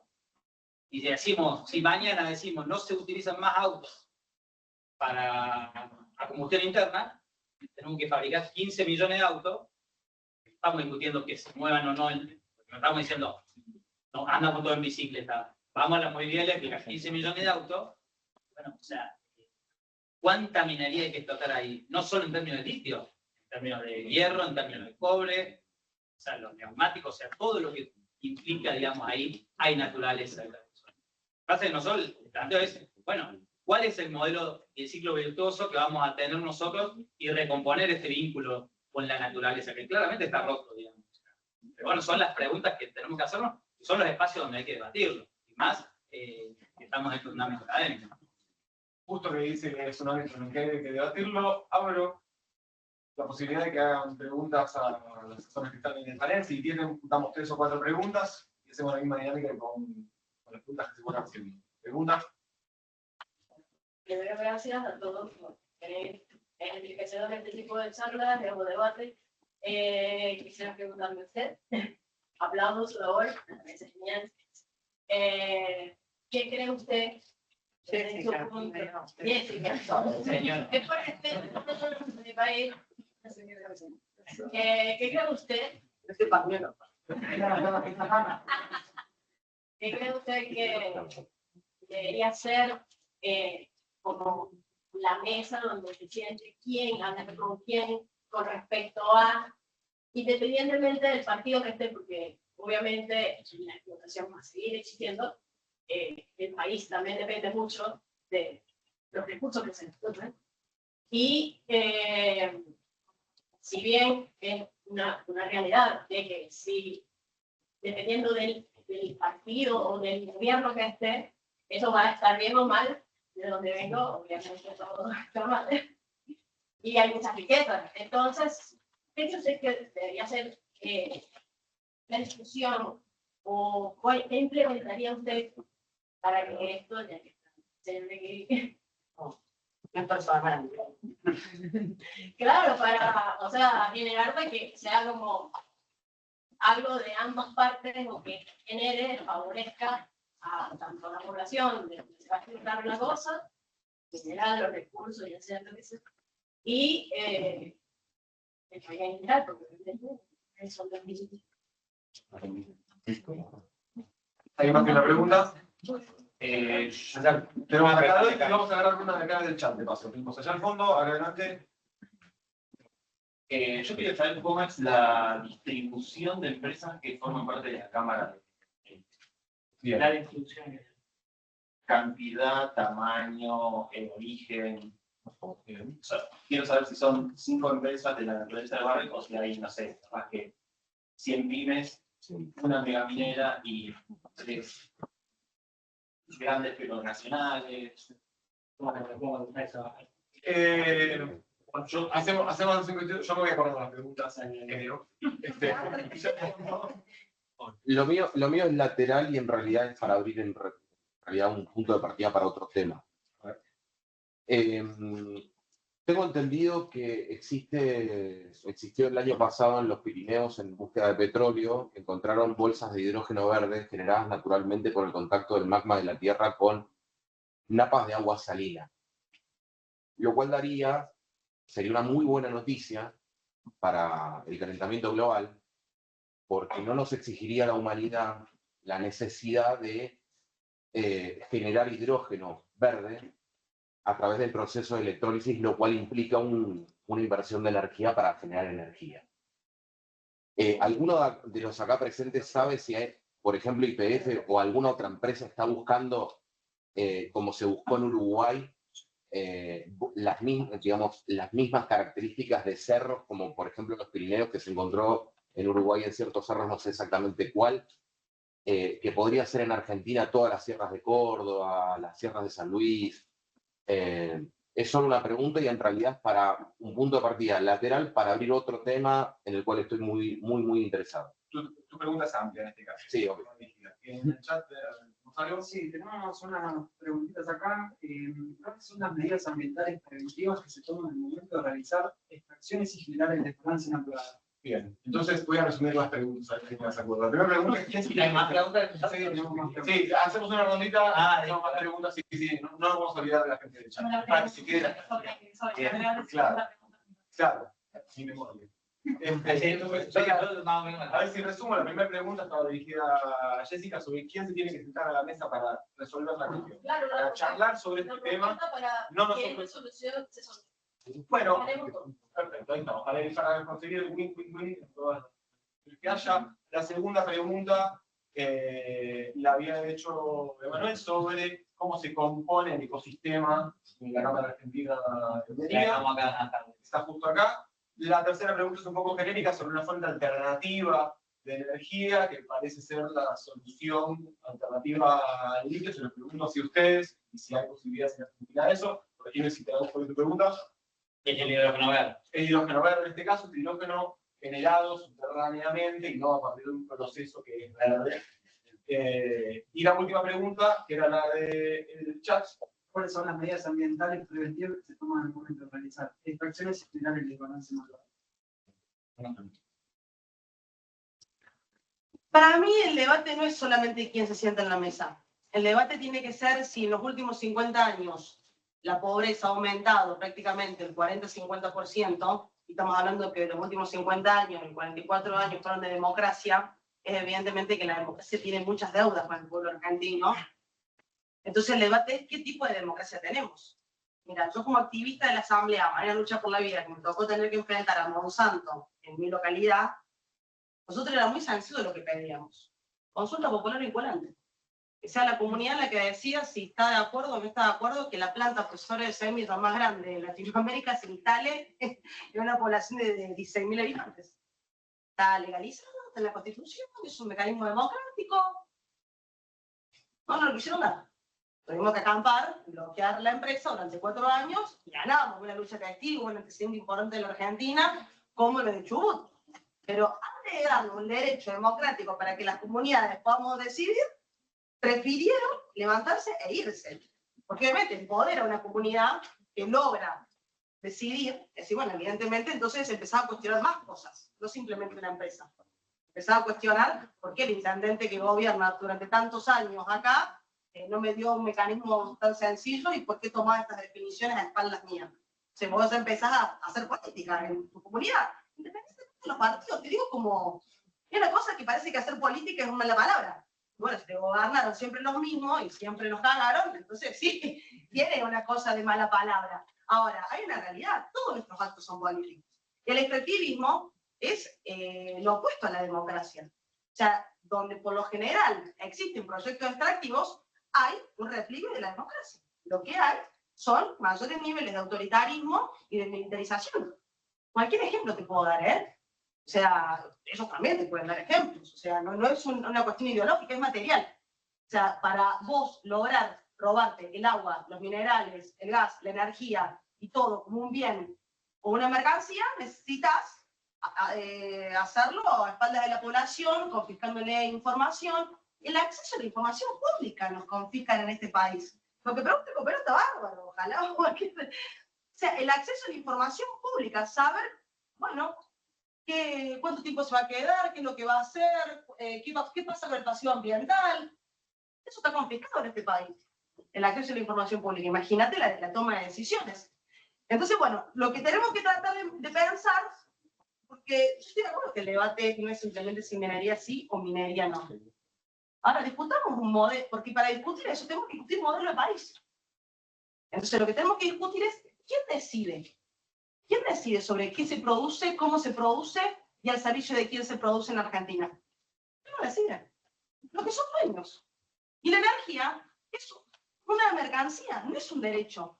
La tierra, que debería ser un bien común, es un bien común y está privatizado. ¿Cómo un bien común va a ser privado? ¿Cómo el agua va a estar privatizada?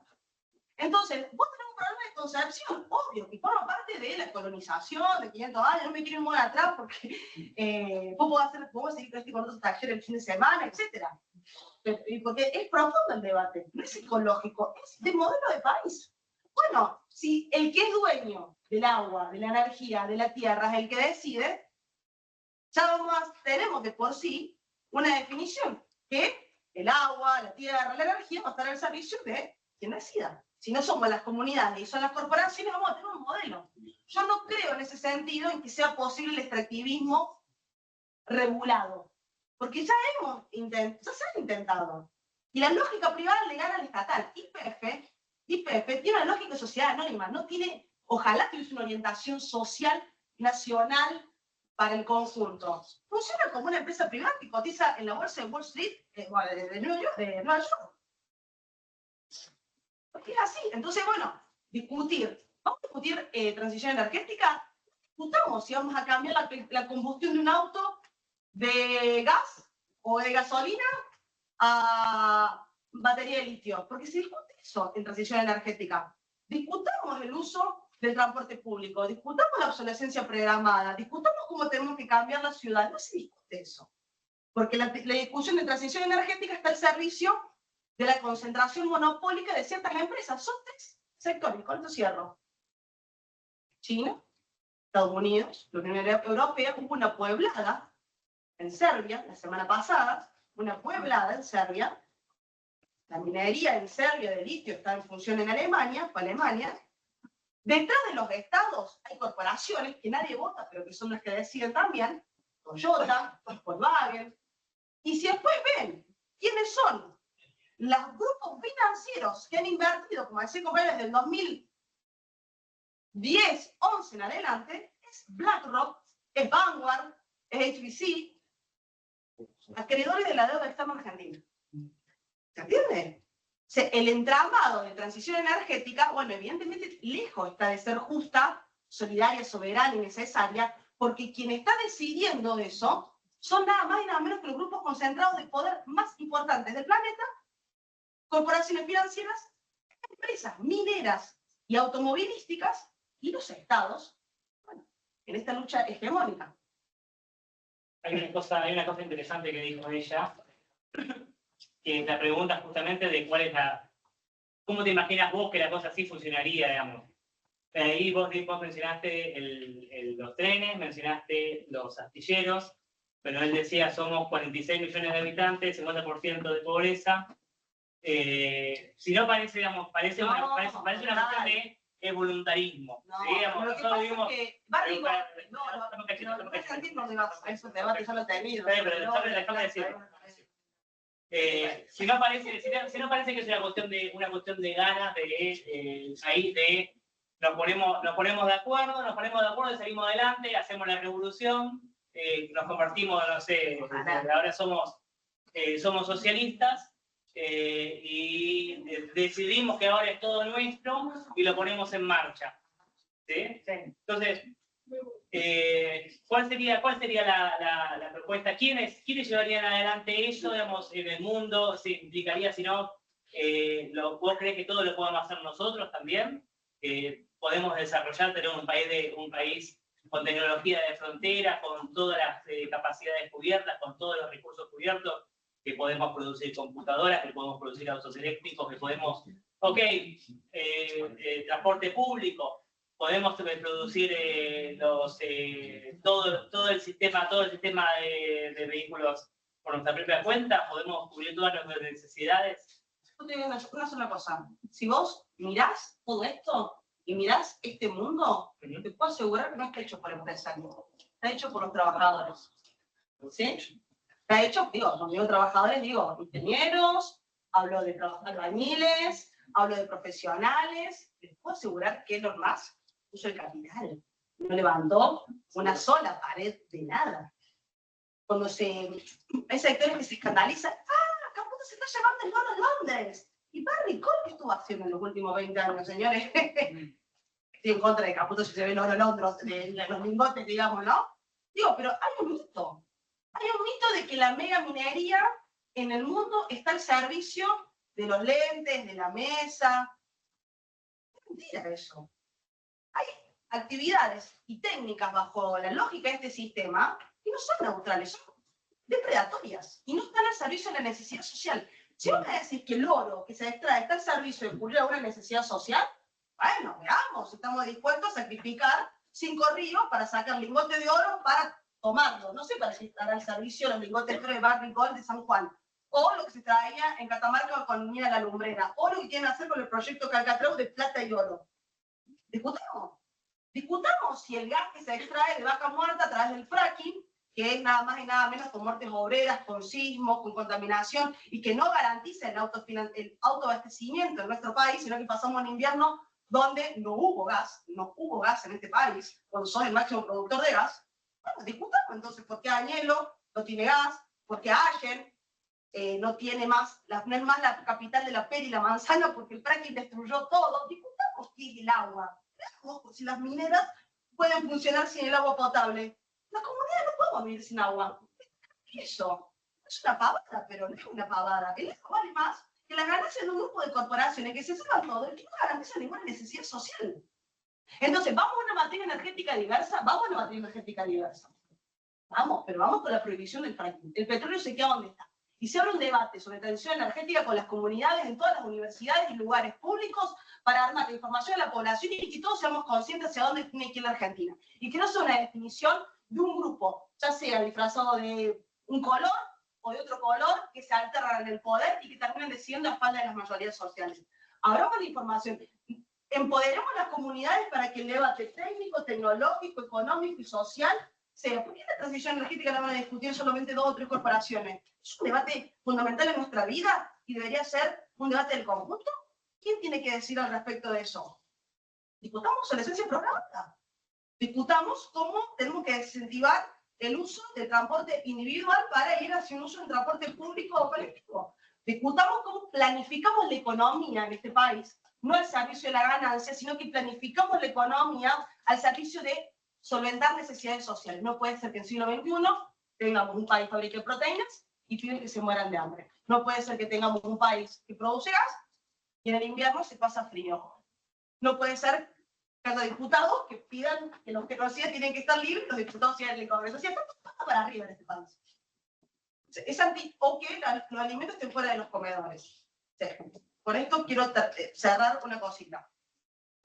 La energía tiene que ser considerada un derecho social, no una mercancía. Y tenemos que ir a un debate que es concreto. ¿Cómo se planifica la economía de un país, pero con las comunidades y los trabajadores en el centro de ese debate? Nos han confiscado ese derecho tan elemental. Nos han excluido de ser nosotros quienes tengamos que decidir sobre qué, cómo, cuánto y dónde se producen. Y nos han intervenido y convencido de que la mega minería de plata, de oro, de litio, es la salvación. Cuando son mitos que nos han traído hasta este colapso ecosistémico, donde es mentira que genera trabajo también. O sea, hay materiales, por eso es más largo esto, digamos, para elaborarlo, para trabajarlo. que volver a la Constitución del 49. Hay que volver a la Constitución del 49, yo la reivindico, el problema es que el peronismo hoy no la reivindica. Entonces, hoy termina entregando absolutamente todo el peronismo. Ese es el problema. Ojalá la reivindicara, sería chocha. No, ahí para responder un poco a la compañera, bueno, o sea, voy a entrar en un tema polémico, obviamente, seguramente, pero o sea, creo que, por ejemplo, Venezuela es un caso emblemático en términos de cómo está disputándose el petróleo porque es la primera reserva del mundo. Después los conflictos internos no me voy a meter, pero... Es completamente político, es evidente. O sea, y asediado por el imperio, claro. De que el litio se está, no está, sí, es que son las riquezas del país, obviamente van a estar, el tema político es súper importante. Y por eso decía que cómo sería la mesa de diálogo, porque más allá de que el gobierno que esté, si se impone un gobierno o se ganó por gracia, lo que sea, ya después tienes que lidiar con eso. O dices, ay, no, bueno, entonces no voy a hablar con el gobierno porque eso no es lo mío. Yo creo que no, porque justamente tú haces un sistema democrático participativo, justamente es donde vos tenés mesas de diálogo y debate de los programas y cómo se traduce eso, digamos, en la explotación. Estamos hablando, en este caso, de recursos naturales. O sea, en la mesa claramente tenemos que estar sentados todos los actores que viven en la comunidad. Y ahí va, los actores sociales, comunitarios, empresariales, pymes, políticos y lo que esté académicos. O sea, nosotros no podemos no debatir entre todos qué proyecto económico, qué proyecto político, qué modelo de industrialización económico y dejarlo solo o que lo debate la comunidad, o sea, todos los actores tenemos que estar debatiendo sobre eso y ahí en cualquier consenso, digamos. O sea, porque si no, no vamos a llegar nunca a un consenso. ¿Y quiénes son los dueños, digamos, de esos recursos naturales y están dentro de nuestro país? Bueno, ahí es donde tenemos que discutir y ahí son los programas políticos que tenemos que construir la fuerza social necesaria para transformar, digamos, la realidad. Y la forma de transformar esa realidad es con la política, digamos. Y ahí es donde nosotros tenemos, o sea, no somos dueños de los bienes de producción, y si nos vamos a toda la historia, hay que ir a la acumulación originaria, diría la compañera, pero y sí, porque ahí nace el problema de la propiedad privada, es la acumulación originaria.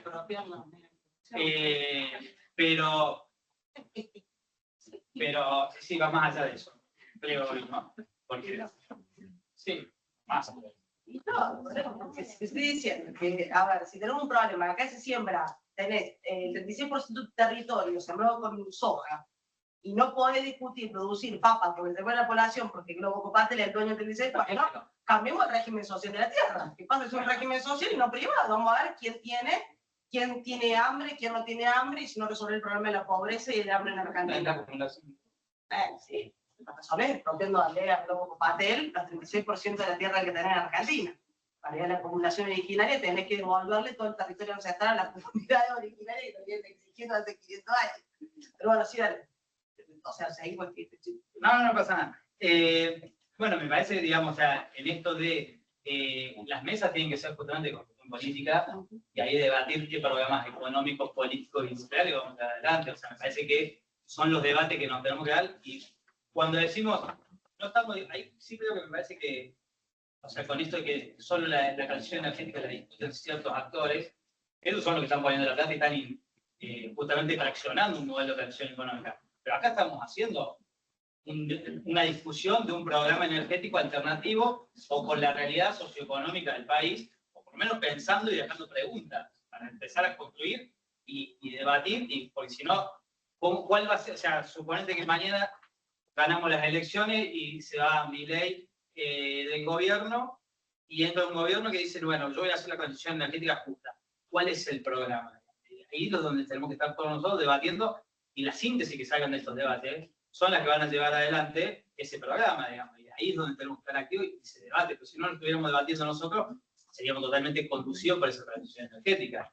Y si no lo debatimos en estos espacios, traemos sí la agenda de la transición energética de la ONU, de la OCDE, de la BlackRock, o sea, recién mencionaba el compañero, porque si no le vamos a dejar sin responder, la cuestión del hidrógeno verde. El hidrógeno verde está siendo también salvaje el eje del hidrógeno verde. O sea, en el conflicto de Rusia y Ucrania, que a nosotros nos trajo un dolor de cabeza en términos de divisas, dejó, o sea, Europa se quedó sin el 40% del gas que traía de Rusia. El actor que emerge de eso es Estados Unidos, porque desarrolló no convencionales del fracking y empieza a reemplazar ese gas, digamos. Pero Europa está financiando proyectos para suplir el gas de Estados Unidos ahora con hidrógeno verde. Y uno de esos territorios es Brasil, la región de Piauí, el norte de Brasil. Está la planta de solar más grande del mundo, o de América Latina, pues no sé si en China tiene una más grande, donde se está produciendo hidrógeno verde para exportar, inyectarlo por España a Europa. Y uno, si se queda con la bandera del hidrógeno verde, uno dice, bueno, no contamina, ¿no? Pero si vos ves, Piauí es totalmente, o sea, están talando árboles y poniendo paneles solares. O los proyectos que tiene la Unión Europea para con los desiertos del Sahara. O sea, hay un proyecto, no sé si ustedes lo leyeron, búsquenlo, porque no van a decir que miente, que plantean llenar el desierto del Sahara de paneles solares, van a hacer unas cocheras de estacionamiento. Digamos. Entonces, si total la arena no sirve, y de ahí se llega de la energía verde a... Sí, sí, no voy a entrar en el detalle del hidrógeno verde, pero el tema de los paneles solares es que el desierto del Sahara nutre por procesos de viento al Amazonas. Claro. Si hacen eso, no joden a Sudamérica. Claro, bueno, por eso. Joden al planeta, digamos. Pero vos imagínate, o sea, lo que están planteando es, bueno, llenemos de... O sea, vos imagínate, o sea, le hace un techo al Sahara para que Europa tenga energía verde. Si vos lo ves en términos de la concepción, sentido común que se da alrededor de la transición energética, que se dice, transición energética verde no es amigable con el ambiente. No, no es así, o sea, hay una, o sea, en cada conformación de la naturaleza hay contaminación, y bueno, son los consensos la cuestión es si eso después genera riqueza y quién la acumula, porque después tener el 1% de la población acumula 90% de la riqueza, no me acuerdo de las cifras, pero es desigualdad. Es desigualdad. Entonces, y en términos de contaminación, después cuando pensamos, bueno, Argentina, ¿cuál es que estaba al principio? En vez de lo decían, en términos de gases de efecto invernadero, nosotros somos responsables de menos del 1% de las emisiones globales de gases de efecto invernadero. Entonces, cuando se dice, nosotros, por ejemplo, tenemos que, si vamos a diversificar nuestra matriz energética, de generación de energía eléctrica, nosotros para generar esta luz que estamos consumiendo acá, el 60% de esta luz quemó gas.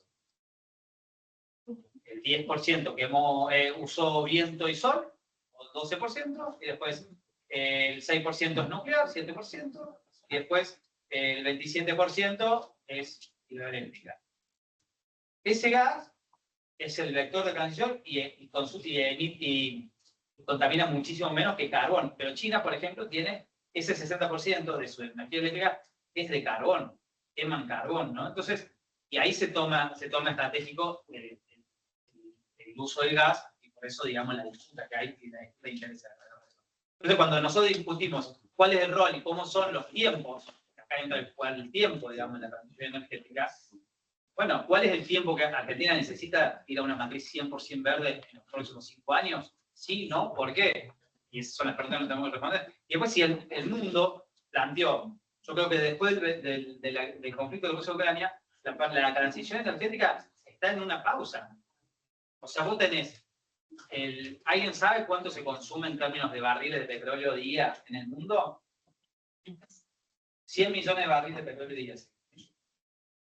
Y la estimación es que se va a aumentar a 103, 104 en los próximos años. No, el precio aumentó, eso ni hablar que es una cuestión de un commodity y la discusión, sí, o sea y ahí hay que discutir si la energía es un bien social, si es un bien, una mercancía es un commodity, igual que los alimentos, digamos, o sea, estamos discutiendo o si los biocombustibles, en un momento se planteaba biocombustible como una alternativa, y estamos, no sé, usando maíz para generar combustible, ¿no? O sea, alimentos para generar energía, después la quemamos en un auto, o en un proceso productivo. Yo creo que son, o sea, me parece que hay debates que no están saldados. El problema es que nosotros en Argentina estamos sí teniendo políticas que van a ser destructivas de nuestros entramados productivos. Yo ahí sí no comparto de que el RIGI tenga algo positivo. Yo sí, o sea, coincido con vos que iba a decir, deja la cuestión de salarios, pero es totalmente desigual y El tema es cómo, o sea, vos lo vas a tener por 30 años eso, y eso va a generar que no podamos generar otros saltos de industrialización. Esos son los debates que nos tenemos que dar, o sea. Yo digo, digamos, yo hablé de RIGI para la cuestión Sí. de donde no hay competencia entre industrias, digamos. Porque en la cuestión energética ya habla, no sé, no solo o sea, hoy las divisas que ingresan al país son 30.000 millones de dólares por milagro, y en los próximos 5 años van a ser 30.000 millones de dólares por el sector energético. O sea, el sector energético va a tener un peso específico, igual que el sector agrario en Argentina. Por eso es la disputa del sector energético. Entonces, ese sector energético, la primera pregunta es, ¿dónde van a pagar esas divisas? ¿Quién se apropia de eso? Y si YPF tiene una visión corporativa o no, más allá de eso, si vos tenés un programa o un gobierno nacional popular, podés conducirlo y llevarle a otro tipo de programa. Hoy, claramente, el programa del RIGI, de YPF, es el 4x4 de Horacio Marín, ¿no? Es totalmente un modelo corporativo. Pero son el debate que tenemos que darnos, y de esos 30.000 millones de dólares que puede traer el sector minero, a eso iba el sector energético, 5.000 a lo mejor quedan para pagar sueldo, infraestructura y nuevos descubrimientos o nuevas reinversiones en el sector. Los otros 25. Y ahí son las preguntas que creo que en este debate nos tenemos que llevar y quedan abiertas. O sea, claramente acá no tenemos la bola de cristal y yo estoy estudiando para discutir estas cosas y creo que son las cosas importantes que van a ser los debates que tengamos por los próximos 30 años. O sea, ¿cuándo fue el pacto de punto fijo en Venezuela? 1998. No. Punto fijo. No, al anterior, 80. 80. O antes. No, sí, después vino el Alguien que googlee el pacto de punto fijo. Mira, la compañía, el pacto de punto fijo es justamente el saqueo del petróleo en Venezuela. Bueno, pero desde ese pacto y previo a eso, ¿cuántos años venimos discutiendo, se viene discutiendo en ese territorio? El petróleo de Venezuela, bueno, ni hablar, acá, digamos, o sea. Y no entramos ni siquiera en la discusión de los offshore, o sea, ¿alguien sabe, por ejemplo, que el offshore de la cuenca de las Malvinas está por ser explotado ahora? ¿Saben eso? 58. Alguien pasó por el chat también. Ah, perdón. Hay gente bien, atentos en el chat. Bien.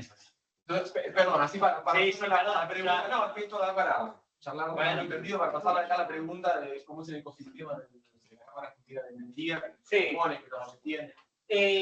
La Cámara está compuesta más o menos de unas 200 empresas, de las cuales unas 90 son socios activos, digamos, y los otros son adherentes, ¿sí? Los otros 110 son proveedores, que no son mineros, sino que son empresas proveedores, tienen voz pero no voto en la Cámara, esos proveedores, y los otros 90 son empresas de todo tipo, que son desde minería de oro, de plata, de cobre, de litio, pero también hay mucha minería de minería más pyme, que es producción de minerales industriales, áridos para construcción, rocas de aplicación, ¿sí? La minería, más allá ahora lo que está de moda es, es el litio, el cobre, el plata y el oro, pero la minería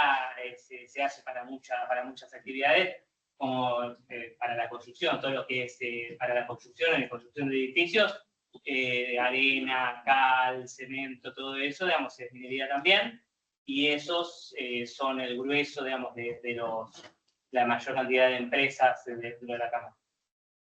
Bien, y la pregunta del chat, yo me olvidé, ¿verdad? Por lo del chat. Las medidas capitales, ¿te acordás? Sí. Preventiva. ¿Qué son las empresas? Las preventivas que se toman al momento de realizar las infracciones y cuidar el mecanismo. Hay una ley nacional, digamos, que es del 94, que es la ley ambiental, que está incluida dentro del Código Minero.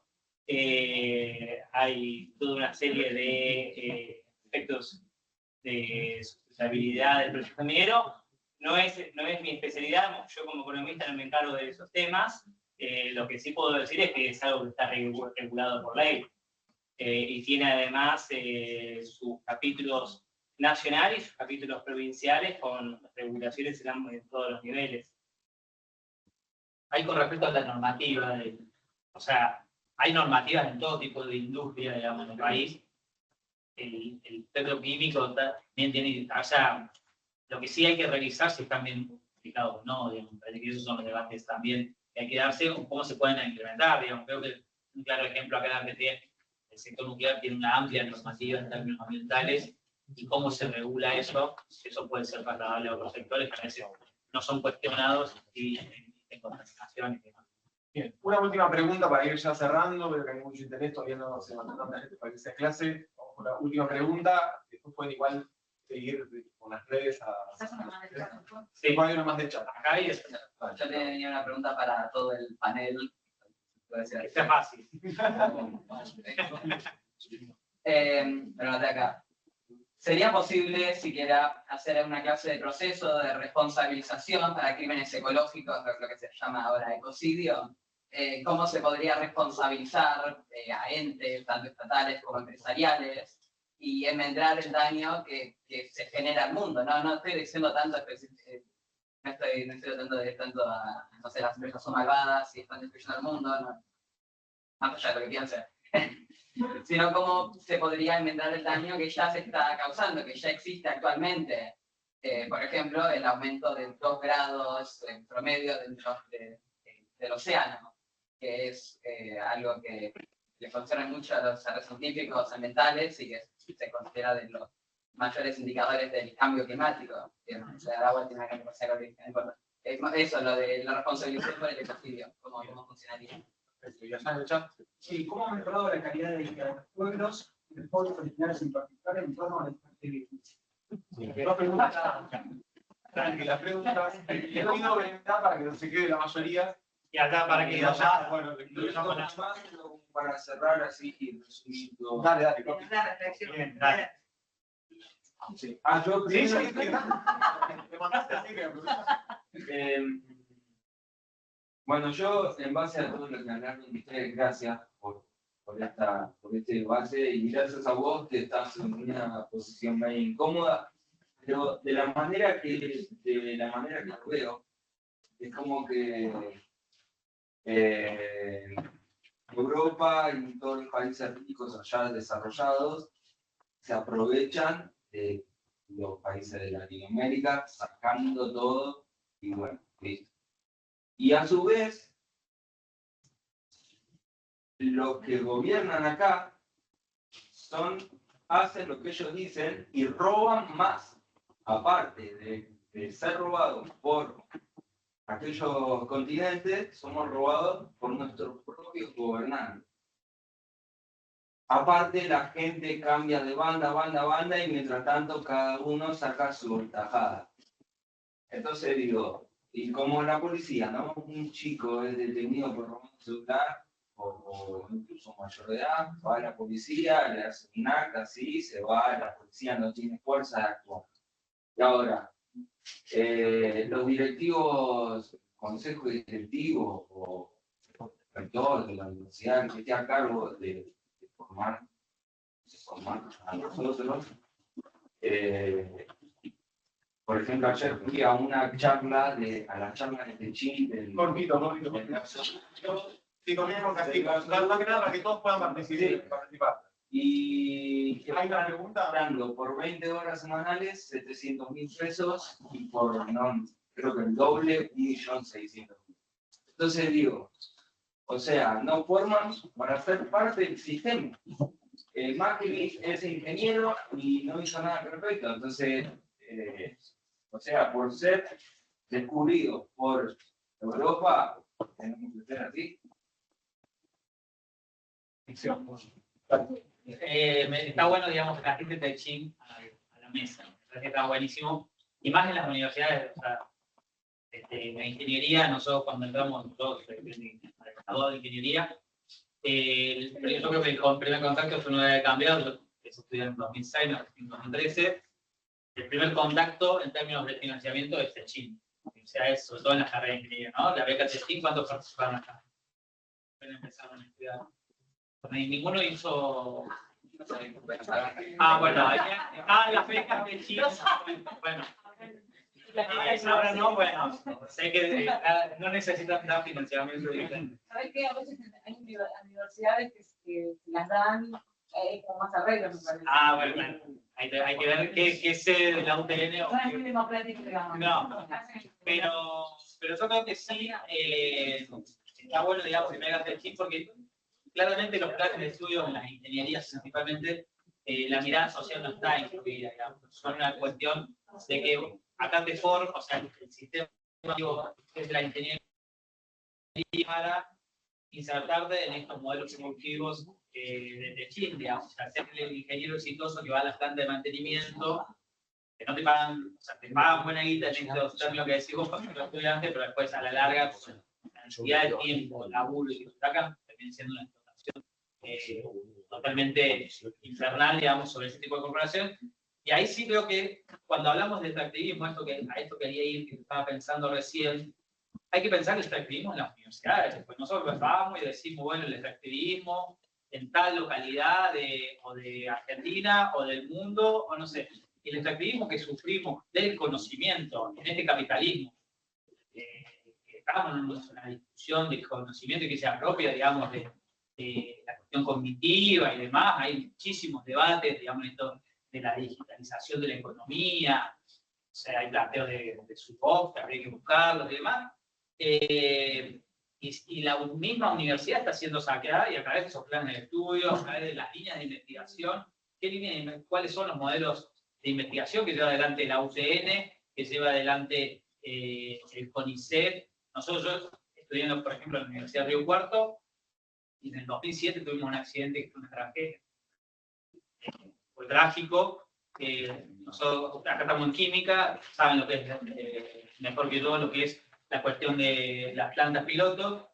Nosotros teníamos una planta piloto, en diciembre del 2007 explotó la planta piloto porque había justamente una investigación financiada por la Secretaría General de ESA, una de las más grandes del país, si no es la principal, que está ubicada en la localidad de Córdoba, de ESA justamente, un pueblo a 40 kilómetros de Río Cuarto, financiaba un grupo de investigación, y en la planta piloto de Río Cuarto estaba habilitada para 1 litro de hexano, y había 20 tachos de 200 litros de hexano, se rompió una eslinga, nos estaban trasladando, y bueno, sucedió un evento que se trajo 5 muertos, docentes, estudiantes, y encima en un momento de examen y demás. Entonces, cuando a esto iba, digamos, las universidades mismas son saqueadas en esos términos. Y hay que discutir los planes de estudio, hay que discutir, digamos, a qué responden nuestras líneas de investigación y el conocimiento para qué lo generamos. Y eso va de la mano con todo lo que es el debate, digamos, en torno a la transición energética y demás. Después me olvidé la pregunta el ecocidio. El ecocidio. Podría responsabilizar a entes. Ya les voy a pagar a los compañeros. Yo creo que sí, claramente hay una responsabilidad social, digamos, de que está llevando adelante esa extracción. Primero en términos de pasivos ambientales o de cómo lleva adelante la cuestión productiva, y después lo que, digamos, ¿qué se hace con esa riqueza generada? Digamos, son totalmente responsables. Lo que pasa es que en un nivel social el consentimiento se manufactura, como hablaste vos, señora Jessica.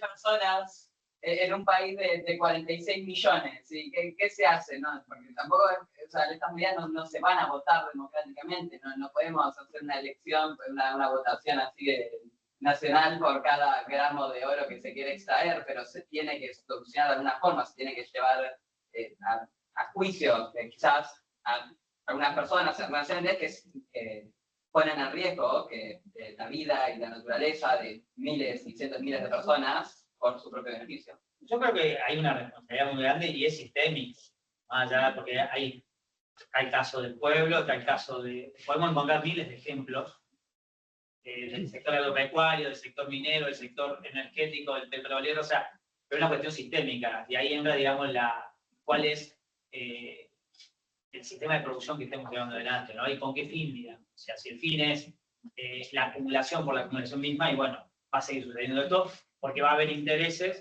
O sea, porque discutimos cuánto emitimos de gases de efecto invernadero o no eso, y mañana viene y te tiran una bomba en el Medio Oriente, y cuánto contaminamos. Y no está en discusión. Hay un pueblo asediado como Palestina, y no hay discusión de eso. Medio Oriente, digamos, está en conflicto bélico permanente por la cuestión de que están después de Venezuela las mayores reservas de petróleo convencional, y no estamos discutiendo. Y ahí, bueno, es justamente una cuestión sistémica, y bueno, hay que llevarlo a cada realidad, en este caso de Argentina. Bueno, Perdón. no, está bien, el debate justamente es interesante, es larguísimo. La pretensión de esta charla fue un poco dar un pie y justamente generar involucramiento. Me parece que ahí está un poco la clave, esta cosa de salir un poco de romper las estructuras con las que nos vienen, salir un poquito de la burbuja, escuchar al que no pensaba lo mismo, de repente escuchar un dato, una reflexión, una forma de argumentar que no termina acá, que sigan las materias, que las materias puedan hablar de estas preguntas también, cuando los profesores cuentan procesos, como me toca a mí, que a mí me toca explicar los procesos de obtención de los minerales, y que puedan servir también para que lo que pase con el litio, por ejemplo, en este caso, con la transición energética, sea más parecido a lo que nosotros como pueblo queremos que sea. Y para eso hace falta tener conocimiento, discutir y estar sentados, como ellos tres, en la misma mesa, durante 1 hora y media, hablando sobre este tema y respondiendo a las preguntas de la audiencia. Así que muchas gracias por haber venido y por...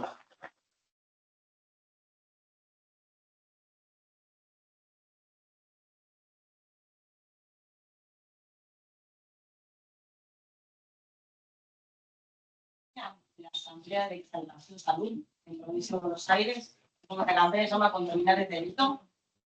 Y atrás en Instagram de lo que estamos planteando, ¿no? Se ha estipulado el ecocidio como una carátula en el Código Penal y que las corporaciones se hagan cargo de la remediación ambiental, del obligado a hacerse con la remediación ambiental, inclusive con sus activos, no con la nuestra, sino los negocios. Quieran remediar con la suya contribuyente, digamos, ¿no? Entonces, no solamente la discusión de penalizado la contaminación y que esté en el Código Penal, para que tenga también ejercicio de antecedentes y disciplinamiento para los personas que somos vivos, e inclusive para debatir lo que duele eso también, esta cuestión económica, que se hagan cargo con sus activos de la remediación ambiental. Y ahí estarían fritos, digamos, ¿no? Igual Liber, su facturó, una corrupción brutal, terminó pagando el Chauchi Moneda. Bueno, así no solamente también de la justicia del poder. No hay juicio todavía. ¿Cómo está el cortito? Yo sé que seguir. ¿De dónde? Ah, de Seguir.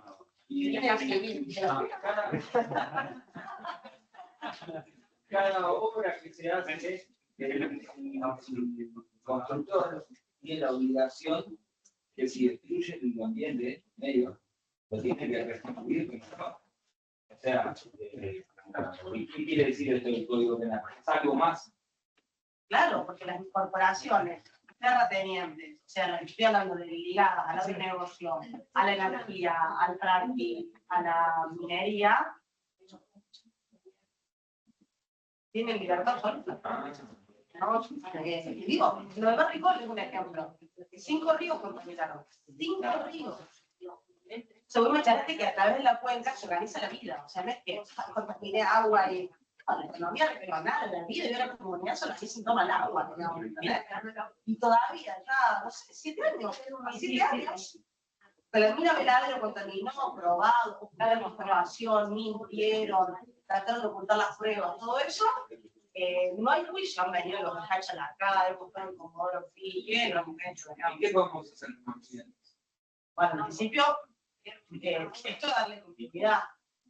Darle continuidad, a ver cómo nos seguimos autoorganizando. Porque ya acá en la capital federal hay problemas extractivos. Es mentira creer que el problema del extractivismo está afuera y acá la cementación urbana, el problema de IRSA es una cosa alejada. Está el extractivismo urbano que lo padecemos porque hacemos que winter is coming. The summer is coming en la capital federal. El terror que le tengo al verano acá. No es casualidad que esto sea un islote de calor, digamos. Tiene que ver también con la especulación inmobiliaria, la cementación urbana, la falta de espacio verde, la mutilación de los árboles. Ahora, por ejemplo, sí, me metí en una para recuperar un parque a pocas cuadras de mi casa porque lo tomó por Techín. Lo ocupó Techín. El Parque Patricio, el Parque Uriburu, fue una asamblea ambiental con los vecinos. Bueno, ya empezamos a pedir información pública, pero de informe, empezamos a ver la historia, empezamos a salir en los medios, hicimos una asamblea.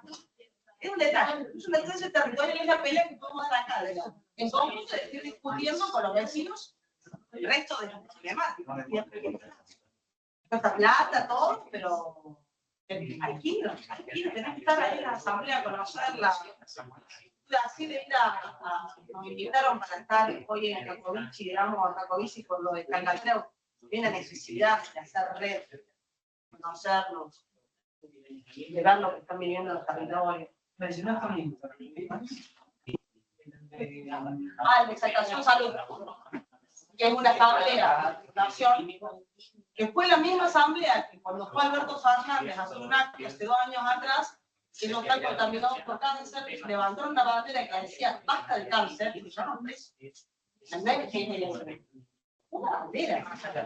Entonces esa ahora está en la campaña de contaminar el delito, que está bárbara y que está levantando.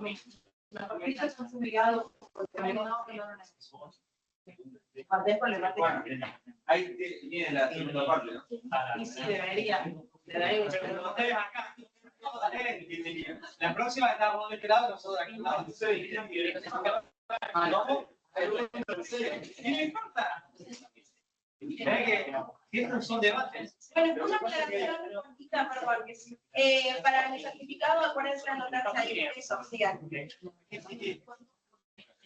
Síganos en las redes y publicamos.